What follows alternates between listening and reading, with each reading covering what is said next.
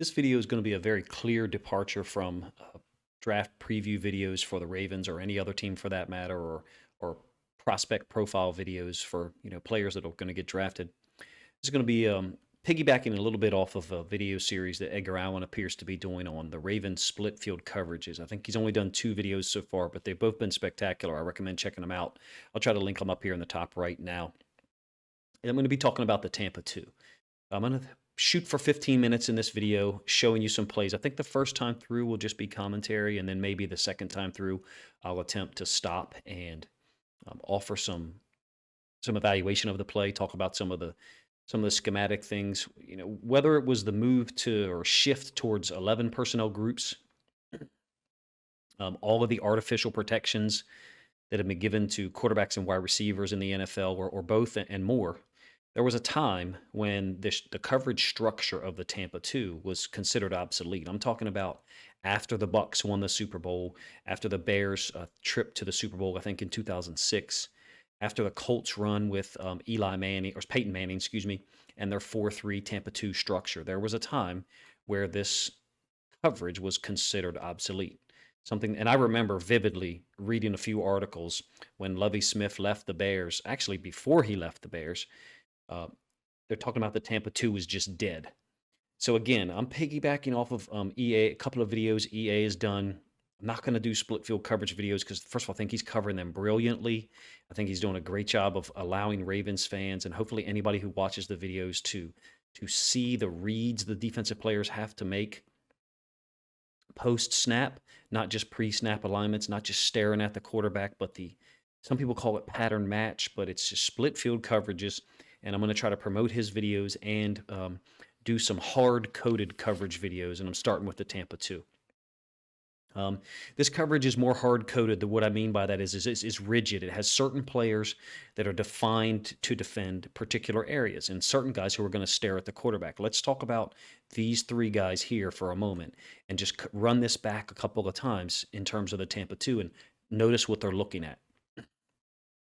The Mike linebackers running with the vertical to the passing strength, and the other 2 linebackers, or in this case a nickel, are generally going to be allowed to stare at the quarterback. They're going to be hash defenders.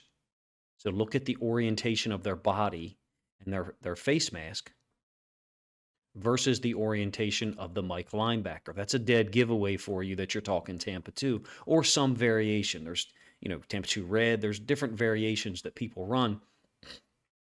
But to try to sift it out as a fan watching in live time, I don't think you get this information that often. This is something that you can see if the broadcast TV angle actually shows it to you.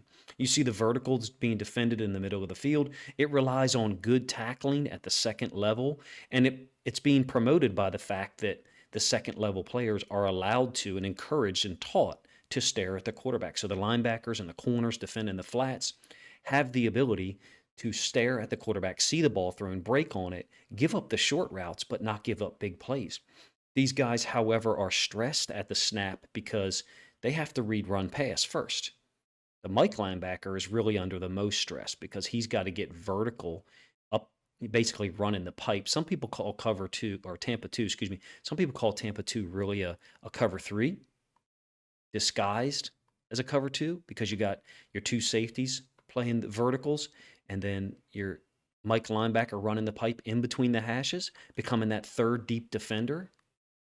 Whether you call it a cover 2, or whether you want to refer to it as a cover 3 disguised as a 2, doesn't matter to me. Point being, it's a viable coverage still. You're going to see most of these clips. It's used on third down. Teams disguise it. They use different players to be that pipe runner, that vertical runner in the middle of the field.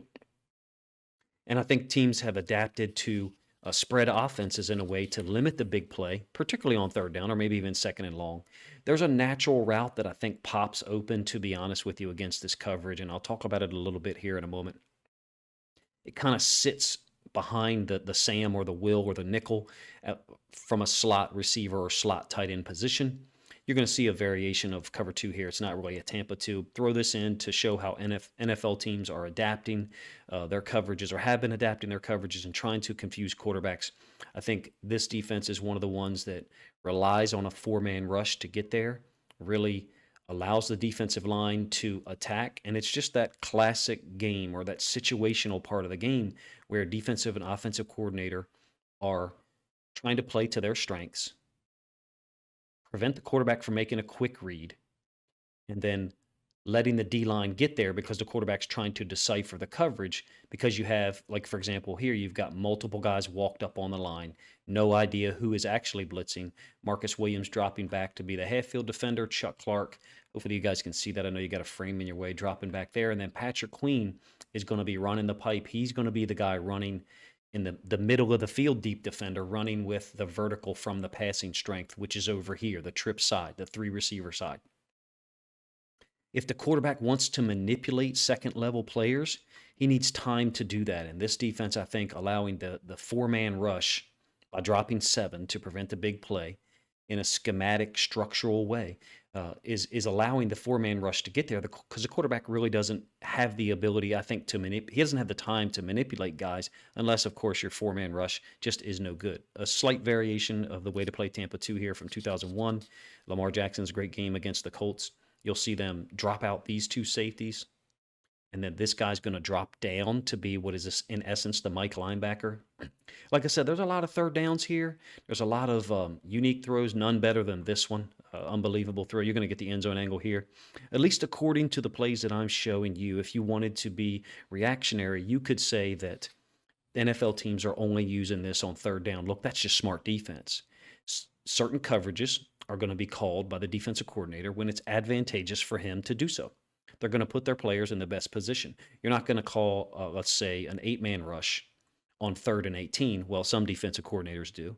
But it's easy to see when I use the extreme example there that the Tampa 2 and any other coverage for that matter has viability. Now, there's an added layer to it in some of the plays that I showed you earlier. The simulated pressure, walking up 5 or 6 players at the line of scrimmage, and then dropping back 2 or even 3 players at a time. Again, also, the versatile defenses, whether it's a dime look with 3 safeties, whether it's an additional corner defensive back, the middle of the field player in a Tampa 2 is supposed to be the Mike linebacker. In my opinion, what makes the Tampa 2 actually more viable now is the fact that so many teams are relying on nickel structure, whether it's college or NFL defenses. So many teams are relying on a nickel structure. So the guy who's running the pipe in the middle of the field, instead of being a Mike linebacker, it might be actually a nickel defender. Now, here's a 3rd and long from 2019. I believe it's an unbelievable throw by Lamar. Showed you this one already. I'm going to do a series of these on these hard-coded coverages. I'm not going to step into the split field coverages. That's EA's realm. I'm going to let him handle that. Him and I have not discussed this. I just made this decision independently. I'm going to try to encourage him to do that. So I hope you do that as well, because I think it's a fantastic set or sequence of videos that he's promoting there that allows us as fans, myself included, to gain some understanding on what these players are asked to read and react to. Now look at this throw by Lamar over top of the guy running the pipe, underneath of the safeties, over top of the inside linebacker level. Brilliant stuff. Offenses are content in a lot of ways to take underneath stuff to a certain extent. But this is just a preconception that I have. I think most offensive coordinators want the big play, and I think most quarterbacks do too. You look at how the Ravens defended the Bengals this season, and I think they did a great job of preventing the big play, forcing Joe Burrow to try to execute down the field 6, 8-yard gains constantly, and the Ravens, by and large, were able to hold them to field goals or force punts, even if they were near midfield, losing the field position battle theoretically. One of the things that offenses do a lot of times is use motion to sift out the coverage. You're getting a tight end going across the field here, an inside linebacker going with him. But look at the leverage he sets up with. We're talking about inside leverage here. So it's clearly not man. You already had 3 defenders positioned to the side. A lot of offenses, not just the Chiefs, are going to use motion to try to sift out the coverage. One of the things that I think the nickel-oriented defenses need to do, and do by and large in the NFL are trying to do, is utilize someone else to run the pipe. In this example, it's a Leighton Vander Esch, and they call a BS penalty, in my opinion, on someone. But it's a classic Tampa 2 look with a Mike linebacker running the pipe. Burrow getting rid of the ball quick two guys colliding on him, neither one of which, if you ask me, looks like it should be a penalty. But in any case, I think it's also a very viable defense against mobile quarterbacks, since so many of the second level players are going to be staring at the quarterback. Now, the Mike linebacker Edmonds, who now has since signed with another team, he's not going to be staring at the quarterback. He's going to be back to the quarterback. You can see he's already orienting himself to the vertical in the middle of the field on this 3rd and 6 play. But look at the other guys: eyes on the quarterback, eyes on the quarterback, eyes inside. He has a offensive receiver in his way, so he's probably not able to clearly see the quarterback. But you get the point.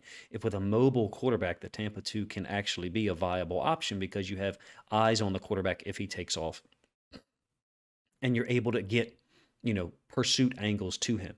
Now, when you combine this with the split field coverages, the match, some people call it match coverages, I still think the Tampa 2 presents as an excellent option because it allows you to have one safety to each side of the field, make your half field calls, and give the quarterback different looks. So you have to take the check down, like in this case here. It's a 1st and 20. I think the Ravens get a 9-yard gain, so you're content with that, moving on to a 2nd and 11, cutting the distance in half.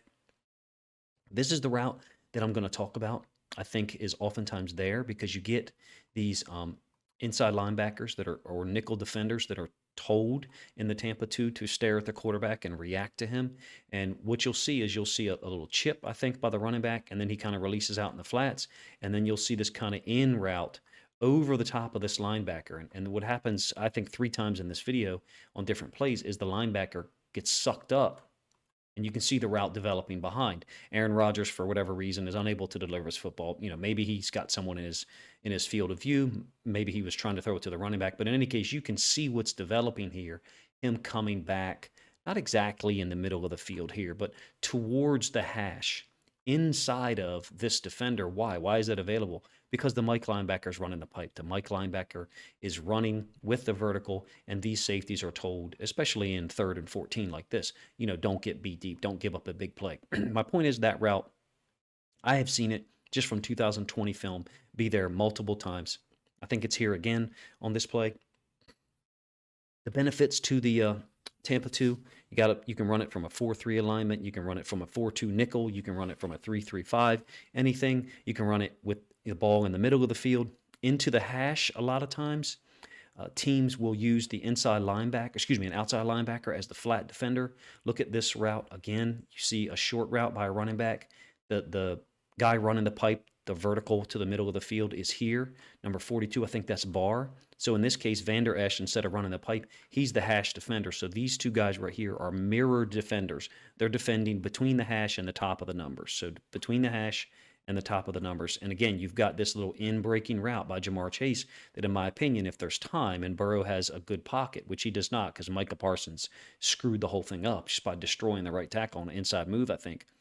You've got this later developing route here that could possibly be open because the middle of the field is somewhat vacated by that guy running the pipe. Hopefully that makes sense. But when you combine this coverage with split field coverages, various versions of man or even 2-man, I think the Tampa 2 presents a lot of benefits to the defense, particularly ones like this. I think I've got 2 plays in a row here for the Ravens. Then we'll be done with this. Marcus Williams is a safety that the Ravens signed before the 2022 season. Watch how he's used in this defense. In this case, he's going to be the guy running the vertical. Normally, it's the Mike linebacker. The Ravens are utilizing him expertly, so they're having Patrick Queen defend the hash to the top of the numbers there. And then Malik Harrison, almost called him Marvin Harrison. Malik Harrison defend the hash to the top of the numbers there. Let's rewind it back. Watch Marcus Williams run the pipe. Chuck Clark, deep half defender. And I think this is Pepe Williams, the rookie for the Ravens, be a deep half defender there. So you're getting a 3 safety coverage, but it's a Tampa 2. There's your 4 underneath droppers. It's 3rd and long. Ravens have some really smart players, are able to get to Joe Burrow, with the 4-man rush there. You can't play this defense if your front 4 aren't getting there on some level. All right, here's one more look at how the Ravens utilize Marcus Williams in their Tampa 2 coverage, just from the Ravens' Week 5 win over the Bengals. A lot of teams in the NFL were using the Tampa 2 early against the Bengals. They kind of had to adjust some things, but the point isn't that the Bengals weren't able to exploit it. That's not the point at all, because they were in some cases. The point is NFL teams consistently felt like it was a way to limit the big play against the Bengals force them into executing longer drives, which they were able to do at times, but limit the big play, put their defense, put their players in a position where maybe they are outmatched talent-wise. The Ravens did a lot of looks pre-snap, but a lot of them in that Week 5 win ended up looking like Tampa 2. Later on in the season, in their 2 games back-to-back against the Bengals, the Ravens played a lot of split field coverages.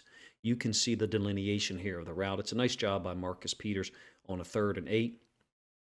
Let's run it back one more time so you can see Patrick Queen run the pipe with the vertical from the other side. Marcus Williams, who on the previous play I showed you was running the pipe that Patrick Queen is, instead playing a half-field defender, and then Chuck Clark is going to roll to the other side and play the half-field defender on the opposite side. Brandon Stevens walked up to be the blitzer. Owe is the hash defender here between the top of the numbers and the hash. Malik Harrison is the hash defender there.